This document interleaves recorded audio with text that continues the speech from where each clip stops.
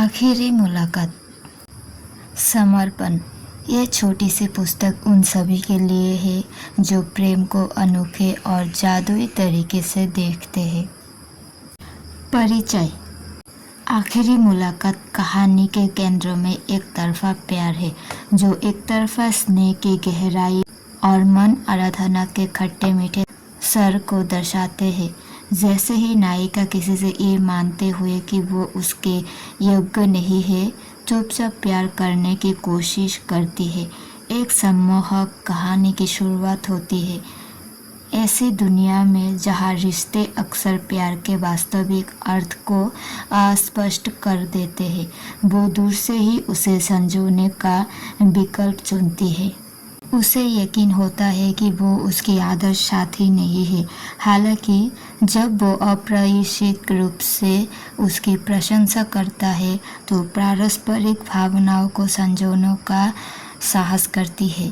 फिर भी जैसे ही वो साहसपूर्वक अपने प्यार का इजहार करती है, उसकी अस्वीकृति उसकी दुनिया को तहस नहस कर देती है। क्या उसका पहले का स्नेह महज भ्रम था या फिर कोई गहरा सच सामने आने का इंतज़ार कर रहा है? आखिरी मुलाकात प्यार की पेचीदगियों की कोमल खोज में भावनाओं की व्यर्थता और अनकहे शब्दों की शक्ति पर सवाल उठाते हुए दिल की जटिलताओं को उजागर करता है। चैप्टर 1। आज बहुत घबराहट हो रही है। कुछ दिनों से मन उदास हो रहा है। बेचैन कर रही है ये रात मुझे जो सुकून देती थी। ना जाने क्या होगा। दिल चाह रहा है कि बस किसी तरह वो मान जाए। बहुत महीनों से मैं अपने दिल को मना रही हूँ उससे मिलने के लिए, क्योंकि डर लगता है कि अगर उसने मना कर दिया मिलने के लिए या कहीं मुझसे नाराज़ ना हो जाए। सब सोचकर मैंने उसे मैसेज किया कि क्या मैं आखिरी बार मिल सकती हूँ। मैं उसके मैसेज का इंतज़ार कर रही हूँ। इंतज़ार करते हुए मैं कुछ 6 महीने पीछे आ गई हूँ। आज कॉलेज के लिए मैं देर हो गई हूँ हमेशा की तरह, लेकिन थोड़ा डर कम इस बात का है कि पहली क्लास आज वेब एनालिटिक्स मतलब अमन सर की है। वो अच्छे से जानते हैं मैं तेज़ चल नहीं सकती हूँ। पैर में कैंसर के बाद कुछ यही हाल है, फिर भी तेज़ चली सकती हूँ। पैर में कैंसर के बाद कुछ यही हाल है, फिर भी तेज़ चलने की कोशिश करते हुए मैं अपने ब्लॉक पहुँच गई हूँ। लिफ्ट लेकर जल्दी जल्दी मैं ऊपर आ गई हूँ। क्लास में दाखिल होते हुए सर ने मुझे देखा और मैंने उन्हें और दुखी होते हुए मैंने अपना सा मुँह बना दिया। सर ने मुझे एक सीट दी और मैं पूरे लैब क्लास में नज़र घुमाते हुए बैठने के लिए जगह देख रही थी। मेरे दोस्तों के आसपास सारी जगह भरी हुई थी। फिर से नज़र घुमाई तो बिल्कुल सामने एक शख्स अकेला बैठा था। उसके पास की जगह खाली थी। मैं अपना बैग संभालते हुए उसी के पास चली गई। 2 मिनट सुकून का सांस लिया और उसे देखते हुए पूछा कि क्या करवा रहे हैं सर? तो उसका जवाब आया, पता नहीं, मैंने ये लिखा है, तुम भी लिख दो। रिशन मेरी ज़िंदगी का एक हसीन सुनहरा ख्वाब बन गया। ज़िंदगी में बहुत लोग आए और गए, लेकिन ये मेरी ज़िंदगी में ऐसे आया जैसे धीमी चलती ठंडी हवा, जैसे अंधेरी रात में चाँद, जैसे बेचैन शाम में वो मेरा सुकून हो। अक्सर आँखों में वो बस जाते हैं जो दिल को छू जाते हैं। ऐसे ही धीरे धीरे वो मेरी ज़िंदगी में दाखिल होने लगा था। उसके दिए गए जवाब पर मैं मुस्कुराई और सीट लेकर लिखने लगी।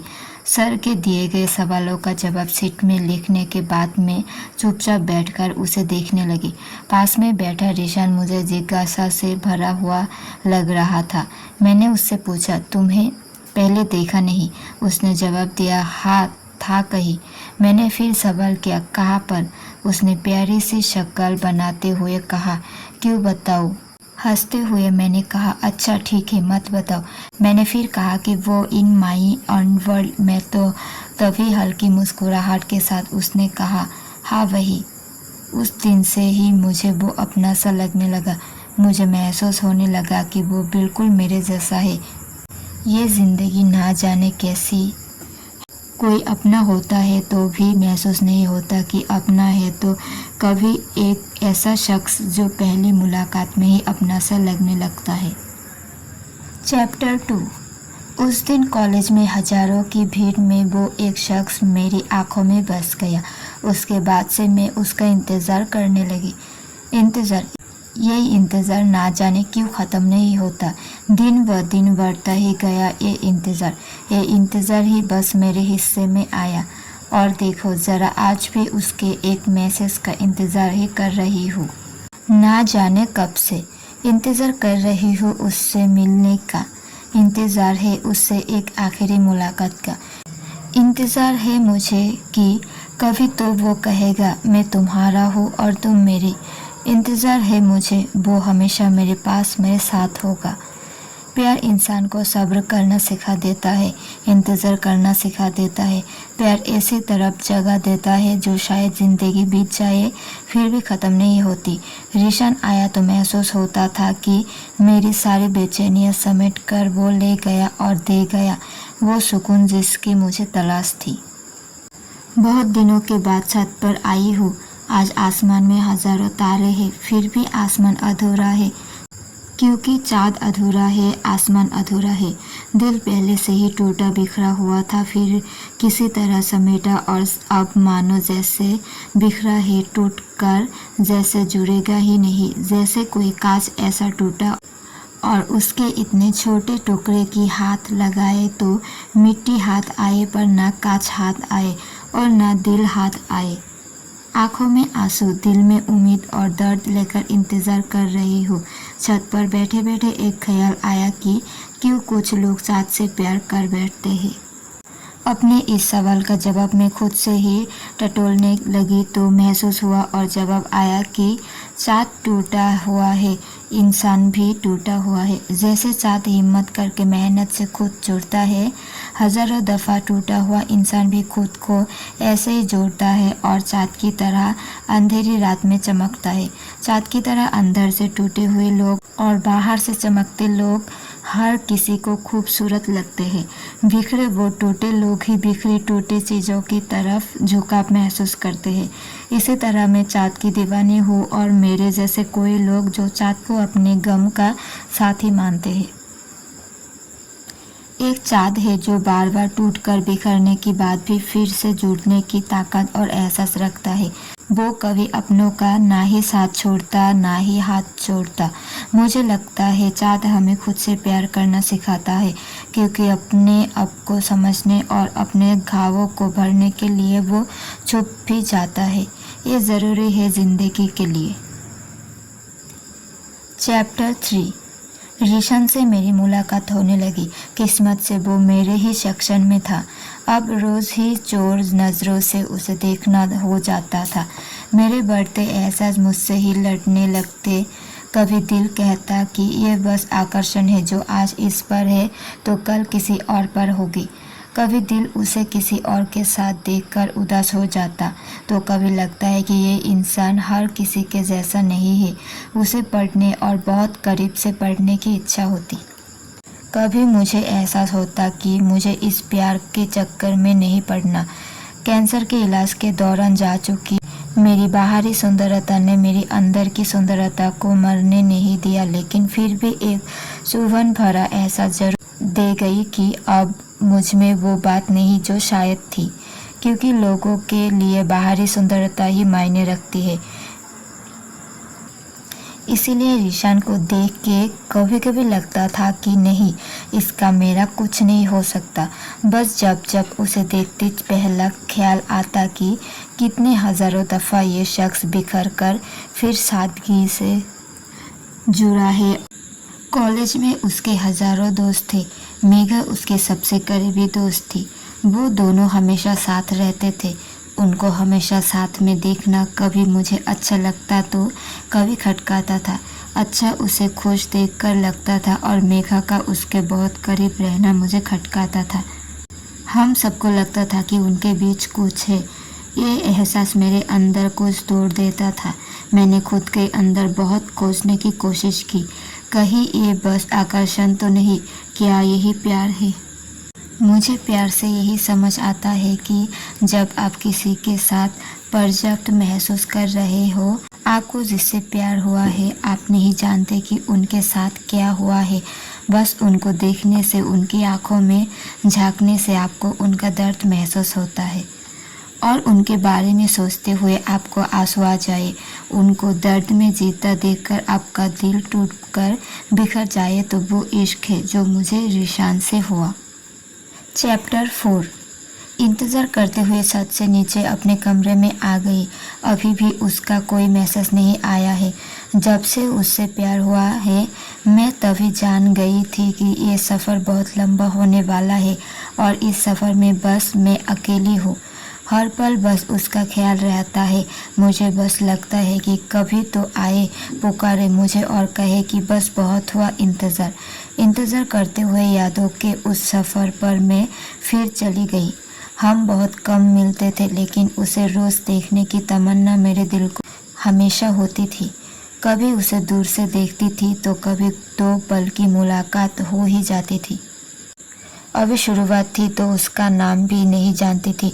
उससे मिलने के कुछ दिन बाद सोशल मीडिया पर उसे देखा, तब जाकर उसका नाम मुझे पता लगा।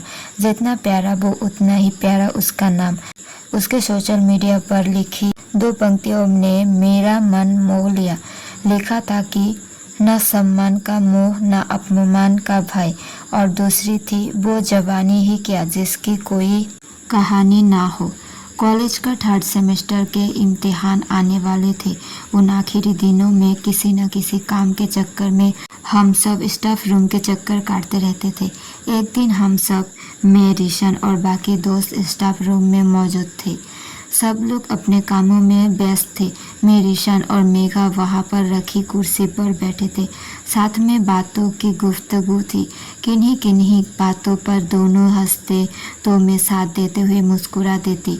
वो दोनों आपस में लड़ते तो कभी धीरे धीरे बातें करते, कभी रिशन उसे मनाता तो कभी दोनों ज़ोरों से हंस देती, तो कभी तस्वीरें लेने लगते।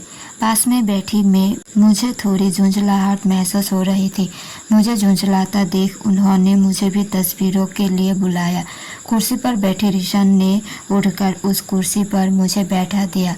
सामने बैठी मेघा हमारी तस्वीरें लेने लगी। रिशन मेरे पीछे खड़ा था।